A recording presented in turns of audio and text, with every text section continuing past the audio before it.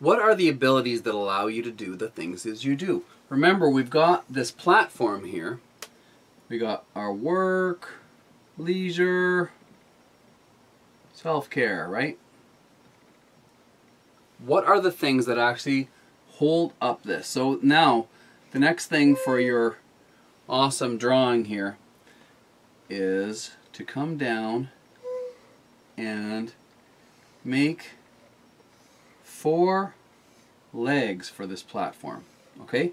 4 pillars.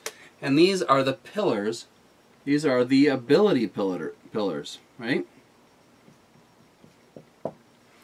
The ability pillars include physical abilities, okay? Physical. All right? Now, physical abilities are very simple. They're the things that are allowing us strength, abilities that allow us to do the physical things that we have to do. Obviously, picking things up, moving around, mobility, reaching, carrying, grasping, lifting. Anything that we're actually doing, those are all physical abilities. Physical abilities allow us to work. They allow us to do leisure and self-care tasks. Simple, right?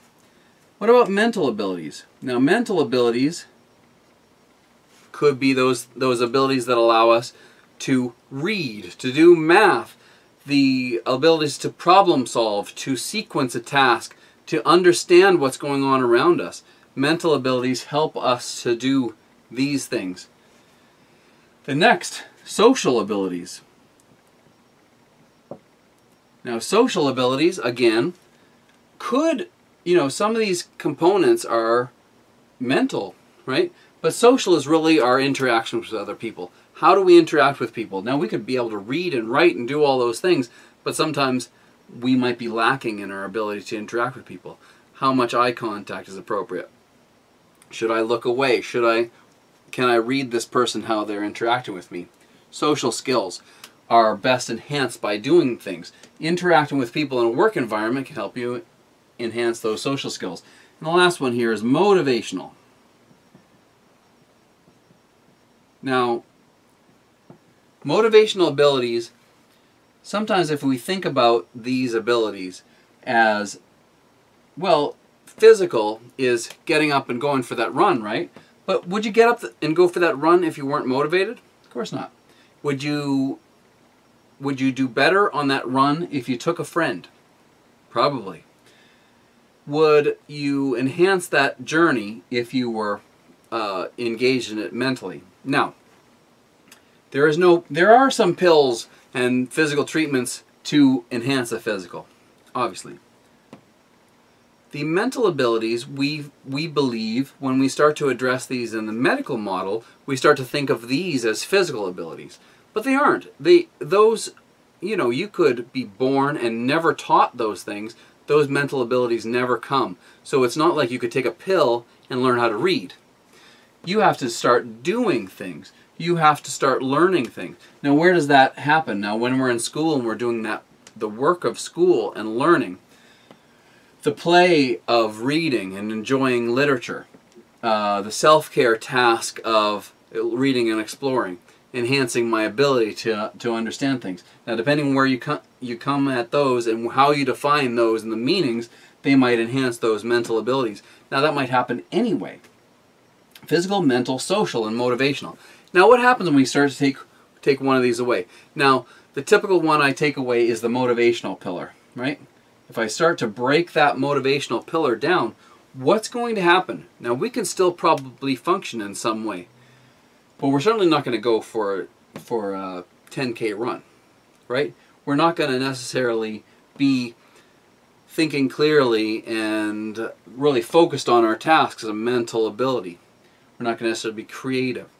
We're not going to necessarily be interacting well with others. Our social abilities might start to falter too. Basically what this does, it doesn't instantly attack these, right? Your loss of motivation doesn't instantly make you a flabby, non-beach body guy with a great big beer belly, right? It takes a bit to get from the day you lose your motivation to the breakdown of these other things. And how does it actually happen? It happens because we start to be imbalanced in our functions. Motivational deficits is the way that I describe depression. If you are anxious, depressed, unmotivated, often you're going to be interacting differently in your work, your self-care, and your leisure. So, if you were unmotivated, why take a shower? Why get up? Maybe I could just stay in bed all day. That is something that actually occurs to people who have depression, and may have occurred to you. Other things that might occur to people as their motivational deficits happen. Why am I doing this? Is this worth it at all? Should I go to work? I should just, why should I do this, right? So those deficits might be there. Why should I have fun? Is there any reason I'm in pain? Why should I do that?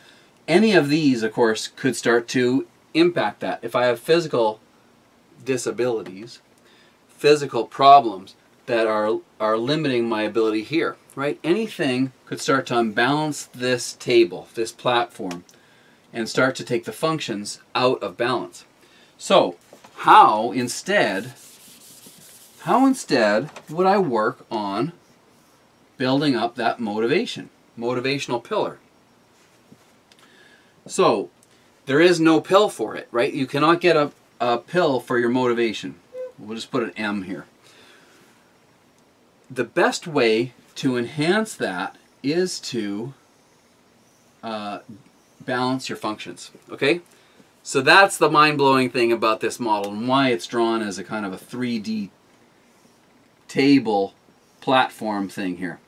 Because when we think of this way, when we think of this as this platform on these four legs, we start to understand that if we start to take out a leg, we start to have one of those wobbly tables. Yes, it will still stand up, but I better not put anything over here. I'm going to tilt it all down. So without it, I'm imbalanced. But let's go through the example we go through in the book. Now, this has been applied multiple times, and many, probably thousands of times by now. But what we're talking about is simply taking and restoring balance. Okay? Restoring balance to, again, our work, our leisure, and our self-care. And sometimes this is done rather than rely on these pillars, right? We've got our pillars here. Rather than rely on a broken pillar, right? Let's put our break in there. Or a weak pillar, or even a pillar that's divided out to the side and falling over and crumbling. Rather than rely on that, we might continue this analogy with an external support. What if I took and brought a secondary column, right? Somebody else's column that came in there as an external support, right? This helps us, this external support,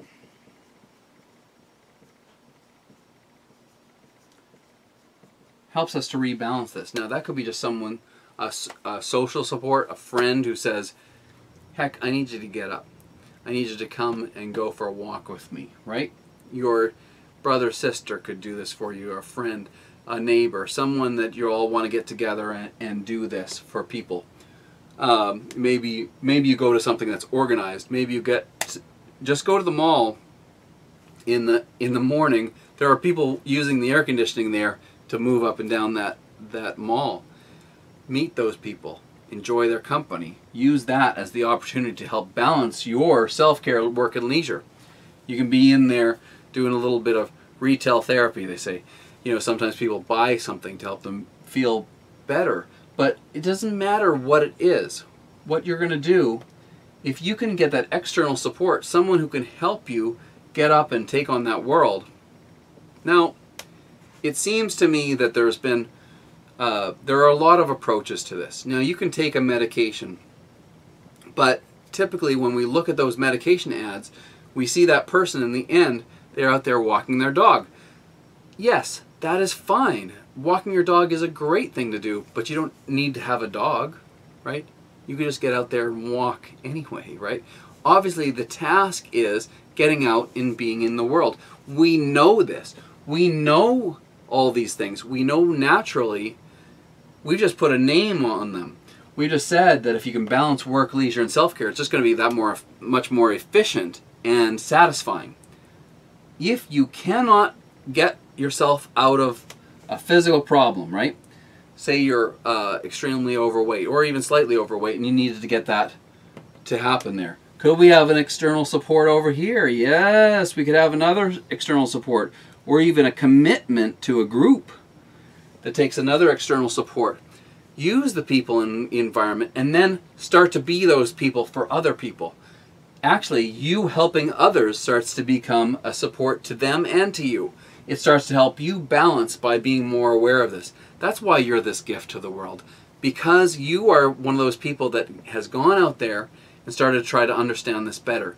Your own awareness of this will start to enhance your personal abilities as well as the abilities of those people around you. So let's explore this one last time. We're talking about each of these pillars: physical, mental,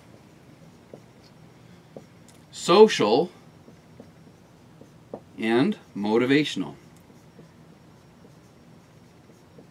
And it is useful to think of these all separately, because if I have a physical, if I think of everything here, all these social and motivational skills as simply mental skills, I lose something significantly when I take and I've got my thing now. I'm putting this on the side here.